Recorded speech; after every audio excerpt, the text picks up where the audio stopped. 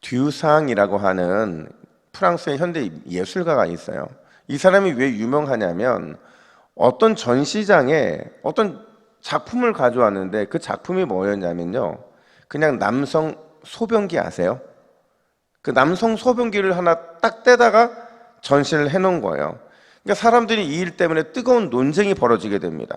아니 어떻게 일반 소변기가 예술품이 될 수 있느냐? 그것도 일반 물건도 아니고 남자가 볼일 보는 그 소변기가 예술품이 될 수 없다 이렇게 말하는 사람들이 있었고 또 여기에 또 이렇게 말하는 사람들이 있었어요. 아니다. 의미가 부여되면 아무리 일반 물품이어도 충분히 예술품이 될 수 있다. 이렇게 주장이 서로 맞서게 된 거예요. 근데 결국 결론이 뭐냐? 이 물건이 어디에 있느냐에 따라서 때로는 예술품이 될 수도 있고 때로는 일반 물품이 될 수도 있다는 거죠. 그러니까 결국 소변기의 정체성이 어디에 있다는 거예요? 있는 자리에 따라서 달라지게 된다는 겁니다. 그래서 결국에는 뒷상의 소변기는 예술품으로 인정을 받게 되는데요.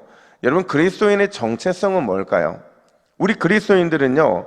예수 그리스도 안에 있으면 그분 안에서 믿음으로 살아가면 그러면 우리는 하나님의 걸작품, 예술품이 되는 줄 믿으시기를 축복합니다.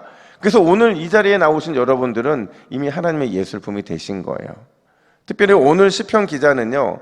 성도의 정체성 하나를 더 강조해 주고 있는데 여러분 성도하면 가장 먼저 떠올라야 되는 게 물론 예수 그리스도 십자가지만 우리의 삶의 태도에 있어서 중요한 한 가지 단어가 있어요.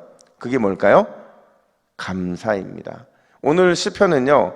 감사로 시작을 하는데 우리 1절 상반절 말씀을 같이 한번 읽어볼까요? 시작. 하나님이여 우리가 주께 감사하고 감사함은 시편 기자는요 무려 감사를 2번이나 사용합니다. 그러니까 오늘 이 시편은요 감사로 시작을 하고 있는데 실제로 내용을 보면 절대 감사라는 단어가 나와서 안 되는 주제의 시편이에요. 왜냐하면 심판이라는 단어도 반복되고 있고요. 심지어 오만이라든지 또 교만이라든지 여호와의 진노의 잔 이런 것들이 계속해서 등장하고 있기 때문이죠. 도저히 감사와는 어울리지 않는 단어들을 쓰면서 왜 시편 기자는 감사 또 감사로 시편을 시작하고 있느냐? 2가지 이유가 있는데 첫 번째로요. 하나님은 언제나 살아 역사하시기 때문이라는 사실이에요. 여러분 하나님이 역사하신다는 게 살아 역사하신다는 게 과연 어떤 의미가 있는 걸까요?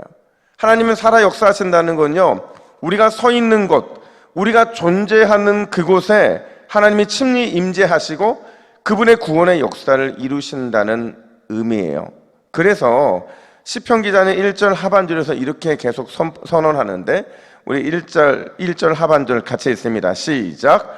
주의 이름이 가까움이라 사람들이 주의 기한 일들을 전파하나이다. 아멘. 감사를 얘기하고 나서 2가지를 얘기해요.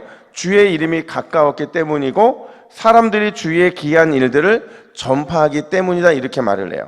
여러분 주의 이름이 가까이 있다는 말의 의미가 뭐냐? 주의 이름이 여러분 어디에 있을까요? 하나님의 이름이 어디에 있어요? 신명기 12장 11절은 이렇게 말하는데 하나님의 이름이 어디에 있느냐? 너희는 너희의 하나님 여호와께서 자기 이름을 두시려고 택하실 그곳으로 내가 명령하는 것을 모두 가지고 갈지니 여러분 그곳이 어디예요? 그곳은 주께서 특별히 임재하시는 하나님의 성막, 하나님의 성전인 거죠. 따라서 주의 이름이 가까이에 있다는 건요 시인이 서 있는 바로 그곳에 하나님께서 마치 성전에 임재하셨던 것처럼 영광스럽게 임재해 있다는 걸 보여주고 있는 거예요. 또 주께서 행하실 놀라운 일들이 알려졌다. 이거는요 말 그대로요 이 세상의 논리나 이 세상의 이성이나 이 세상의 상식으로 이해할 수 없는 하나님의 백성들만 누릴 수 있는 하나님의 특별하심, 하나님의 오묘하심, 하나님의 신비로우심, 이 모든 것들을 베푸시는 말씀의 은혜와 능력이 시인과 함께하고 있다는 걸 의미하고 있는 거예요. 그래서 모든 사람이 그걸 알기 때문에 오늘 시인은 내가 감사하고 또 감사할 수 있다고 말하고 있는 거죠. 사랑하는 여러분, 우리가 기도할 때마다 감사할 수밖에 없는 이유, 비록 우리의 상황이 고난이라 할지라도 그래도 감사 또 감사할 수 있는 이유가 뭐냐? 여전히 하나님께서 우리의 인생에 친히 능력으로 살아 역사하고 계시기 때문인 줄을 믿으시기를 축복합니다. 우리의 상황에 상관없이, 우리의 어떤 형통함과 상관없이 우리 하나님은 여전히 그분의 능력으로 살아 역사하신다는 사실을 우리를 잊으면 안 돼요. 더 정확하게 표현하면 우리가 상황에 상관없이 감사해야 되는 이유가 뭐냐? 세상의 모든 형통함과 모든 위대함도 언제나 살아 역사하시는 하나님 앞에서는 아무것도 아니기 때문이죠. 하나님이 함께 하시는 것이 우리의 형통이요, 하나님이 함께 하시는 것이 우리의 위대함이기 때문이라는 걸 말해주고 있는 거예요. 그래서 우리가 하나님만 바라보고 하나님만 믿고 하나님만 의지하면 오늘도 감사로 모든 인생의 문을 열 수 있는 줄 믿습니다. 여러분, 이 새벽에 언제나 우리의 삶에 임재하시고 특별한 은혜를 베풀어 주시는 역사의 주관자 앞에 감사로 기도의 문을 여시는 모든 새벽 기도자들 되시기를 예수님의 이름으로 축복합니다. 뿐만 아니라 두 번째 감사할 이유가 있대요. 그 두 번째 감사할 이유는 뭐냐? 하나님께서 몫을 정해 놓으셨기 때문이라는 겁니다. 우리 7절 말씀을 같이 한번 읽어볼까요? 7절입니다. 시작. 오직 재판장이신 하나님이 이를 낮추시고 저를 높이시느니라. 아멘. 여러분, 시편 기자는 분명하게 선포해요. 뭘 선포하느냐? 사람을 낮추시고 사람을 높일 수 있는 분은 오직 누구예요? 오직 재판장이신 하나님밖에 없다라는 거예요. 여러분, 시편 기자는 왜 갑자기 이런 말을 하고 있는 걸까요? 시편 기자가 이런 말을 하고 있는 이유는요, 우리의 오만과 교만 때문이죠. 우리는 늘 어떤 생각에 사로잡혀 사냐면 나의 흥망성쇠, 이거는 나의 노력과 나의 애씀에 달려있다고 생각해요. 내가 잘하면, 내가 열심히 하면, 나에게 지혜와 능력이 있으면 그러면 충분히 높아질 수 있다고 우리는 착각을 하는 거죠. 그런 우리를 향해서 주님이 뭐라고 경고하시느냐? 5절 보니까 너희 뿔을 높이 들지 말며 교만한 목으로 말하지 말지어다, 이렇게 말을 해요. 스스로 된 게 아무것도 없다는 사실을 인정해야 된다는 거예요. 절대 교만하지 말라는 교만 금지 명령인 거죠. 오히려 그런 마음이 들 때마다 어떤 말씀을 우리가 기억해야 되느냐? 3절 말씀을 같이 한번 볼까요? 3절입니다. 시작. 땅의 기둥은 내가 세웠거니와 땅과 그 모든 주민이 소멸되리라 하시도다. 아멘. 이 세상의 모든 것은 유한하고 오직 하나님만 영원하다는 거예요. 그러니까 하나님이 높이 세워야만 진정한 세움이 될 수 있다는 걸 말해주고 있는 거예요. 결국 여러분, 하나님께서 오늘 이 말씀을 통해 우리에게 뭘 말하고 계시느냐? 우리는 우리의 몫만 열심히 하면 된다는 거예요. 나머지는 누가 하신다는 거예요? 하나님의 몫이기 때문에 하나님이 하신다는 거죠.